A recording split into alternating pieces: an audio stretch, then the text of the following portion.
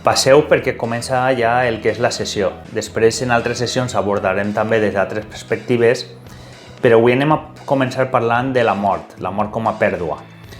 Tant en la nostra societat o per a nosaltres ens és difícil concebir la mort com a desenllaç de la vida.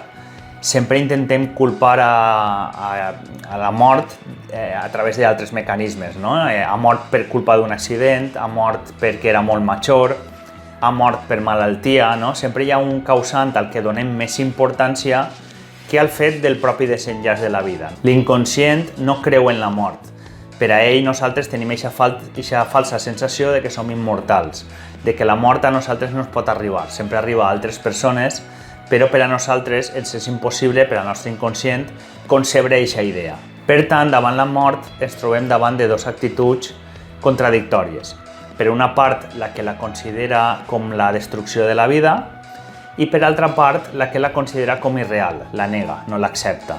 Aquesta ambivalència o aquestes actituds contradictòries són les que col·laboren en aquesta elaboració del dol. El dol va molt lligat a la pèrdua.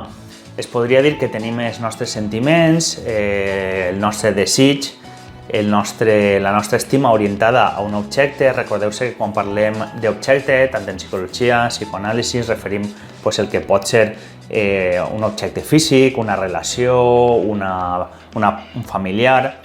Aleshores, nosaltres, quan experimentem aquesta pèrdua, hem de fer un procés en el que la nostra atenció o el nostre desig, els nostres sentiments estaven orientats a aquesta persona, a aquest objecte, com hem dit.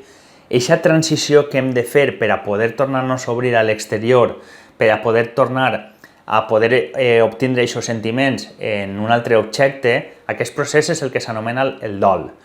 Quan no es produeix aquest procés o es produeix de forma traumàtica, és quan correm el risc de quedar-nos atrapats, de no poder superar aquesta fase i, per tant, no poder tornar-nos a centrar en l'exterior. Ens quedem atrapats en el nostre interior i en els nostres sentiments cara a aquest anterior objecte. Aquest anterior objecte que ja no existeix perquè ja l'hem perdut i és impossible recuperar-lo.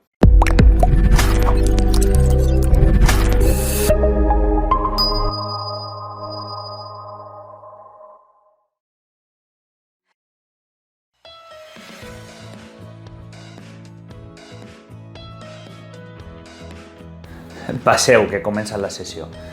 Recordeu que en l'anterior sessió, la del dimecres, ens centràvem en el dol més a nivell general i des d'un punt més teòric. Avui ens anem a centrar en el que suposa la pèrdua d'una persona estimada perquè ha mort o la pèrdua d'una parella, perquè ha hagut una ruptura total de la relació sense possibilitat de tornar. Aleshores, el que tampoc estem dient és que el procés del dol consisteix en oblidar totalment a aquesta anterior persona i substituir-la directament per una altra sense ninguna conseqüència. Tampoc estem dient això perquè el dol també el que implicaria és fer aquest procés, però sempre va quedar un remanent.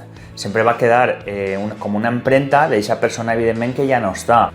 Així que no estaríem dient que el procés del dol és oblidar totalment, sinó és poder tornar a centrar-nos, poder tornar a obtindre un cert benestar del que ens envolta.